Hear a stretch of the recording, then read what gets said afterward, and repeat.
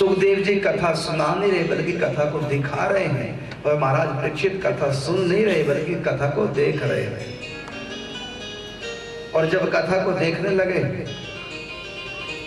जब उनको कृष्ण दिखने लग गए तो भूल गए कि साजन के बाद मुझको मरना है।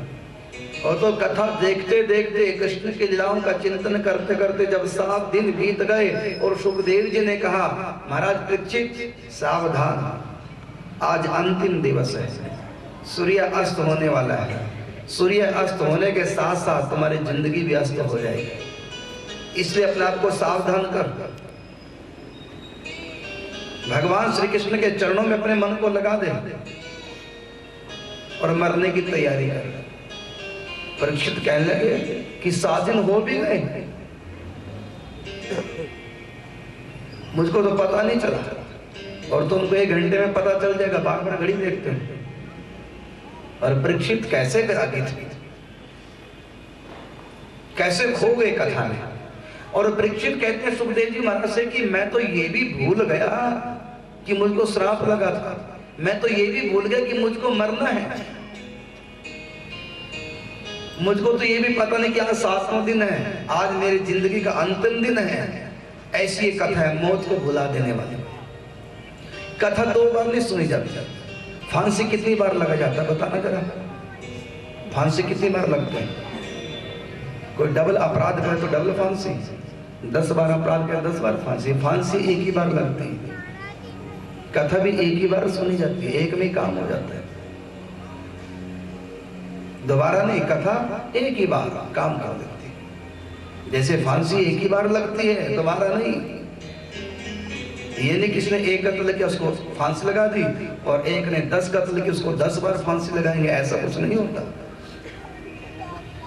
चाहे कोई बड़ा पापी हो चाहे कोई छोटा पापी हो, फांसी एक ही बार काम कर दे। इसी प्रकार चाहे कोई छोटा पापी हो चाहे कोई बड़ा पापी हो, एक ही कथा काम कर देगी। लेकिन ढंग है कि गले में फांसी लगनी चाहिए, टांग में नहीं लगनी चाहिए। टांग में फांसी लटका दो तो कुछ काम नहीं करेगी, उल्टा सिर शासन होगा, शरीर तंदुरुस्त हो जाएगा उसका। फांसी का विधान है किस ढंग से लगे तभी एक बार काम होगा। इसी प्रकार ये कथा हमारे हृदय में आके फंस जाए, जैसे फांसी गले में आके फंस जाती है और अपना काम पूरा कर देती है, इसी प्रकार कथा हमारे हृदय में आके फंस जाए। जैसे मीरा ने कहा, आली मेरे नैनन बान पड़ी। बान का मतलब आदत। कौन सी आदत पड़ गई? कचित चढ़ी वह सांवरी सूरत उर विच आन अड़ी। आली मेरे नैनन बान पड़ी। कहते हो सांवरा, वो सांवरी सूरत में हृदय में आके फंस गई है, और जो हृदय में होता है वही सब जगह दिखता है। मैं देखूं जिस और सखीरी सामने मेरे सामने होता ना कथा कि मैं कोई ना कोई ऐसी बात जो हृदय में घर कर जाती और बार बार वही बात गूंजती रहती, होता ना कई बार ऐसा। तो एक बात क्यों चुभे, कथा की हर बात हृदय में घुस गई। कई लोग कहते हैं कि आपने जो बात बताई थी उस दिन कथा में आज तक नहीं भूल पाया।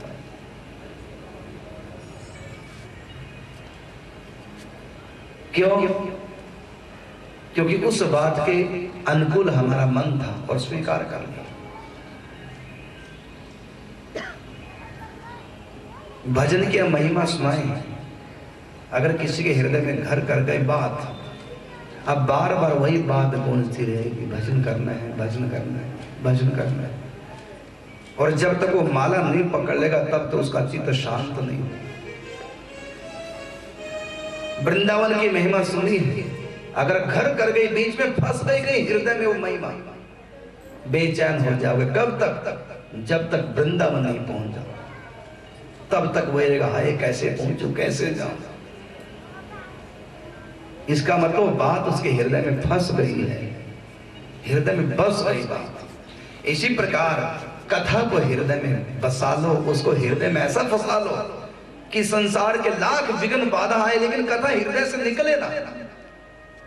जैसे मीरा कहती है ना, श्याम पिया मोरी रंग दे चुनरिया, ऐसा रंग दे कि रंग ना ही छूटे, धोबिया भी धोए चाहे सारी उमरिया, श्याम पिया मोई रंग दे चुनरिया। का ऐसा हृदय में कथा को बसाए, ऐसा प्रभु का रंग चढ़ जाए कि माया रूपी धोबी लाख प्रयत्न करे लेकिन उस कृष्ण प्रेम की रंग को छुड़ा ना सके।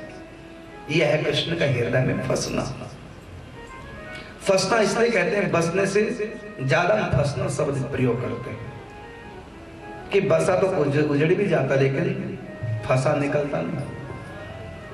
और ये कृष्ण टेढ़े हैं, कभी सीधी टांग नहीं देख सकोगे। टेढ़ी टांग क्यों? अगर हृदय में फंस जाऊं तो निकलूं ना किसी के हृदय, इसलिए पहले से टेढ़ी करके रखते हैं टांग, जो फंस जाए। और ये बसेंगे कैसे हृदय में? तो कथा से, भगवान की बार बार कथा सुनो। आप लोग भाग्यशाली हैं और आप लोगों से ज़्यादा हम भी भाग्यशाली हैं कि प्रभु की कथा कहने का सुंदर मौका मिला है। कहीं सुनहि सदा मम लीला, हेतु रहित परहित रत शीला। सुनने वाले हों तो सुनाने लग जाते हैं और कोई सुनाने वाला मिले तो सुनने लग जाते हैं। कई लोग कहते हैं कि एक बार सुन तो ली कथा, ये बात सच है कि कानों ने एक बार सुन ली, लेकिन हृदय कितनी ग्रहण कर पाया कथा? देखो, अगर हम रोटी खाएं और उल्टी हो जाए तो पेट खाली का खाली होता है कि नहीं? फिर खाली हो जाता है। ऐसी हम कथा को पचा नहीं सकते, पूरी कथा को उल्टी कर देते हैं। कोई कोई बात अंदर बसती है, बाकी सब निकल जाती है। जो बात अंदर बसी वो जिंदगी में अपने आप ही उतर आएगा। जैसे पेट में गैस हो जाए तो डकार आती कि नहीं बाहर? पेट भर जाए तो डकार आती, भर गया पेट। ऐसी कथा तुम्हारी पूरी भर गई तो रूप की डकार आती, लीलाओं की डकार आती। डकार का मतलब हृदय में जो कृष्ण है ना, वो अंदर तक नहीं फिर रहते, छलकने लग जाते हैं बाहर। और कबीर ने कहा, प्रेम छुपाया ना छिपे, जा घट प्रगट होए, मुक्त यदि बोले नहीं तो नैन देते हैं रोए। है ढकार। कथा भीतर घुस गई, कृष्ण भीतर घुस गए। बसो मेरे नैनन में नंदलाल, वो अंदर बस गए। अब परिणाम क्या निकलेगा इसका? वो पिघलेंगे। भगवान जब हृदय में आते हैं ना, वो पिघलते हैं और आंखों के रास्ते बाहर टपकते हैं। और वो आंसू आनंद के। मीरा ने कहा, असोन जल सींच सींच प्रेम बेल बोई, अब तो बेल फैल गई आनंद फल होई, मेरे तो गिरधर गोपाल दूसरो न कोई। ये कथा का फल है। कथा का फल क्या है? आंसू, आहें, रोना धोना, सिसकना, आहों की जागीर, जिसपे तुम हो रिझते यही देते हैं दुबीर।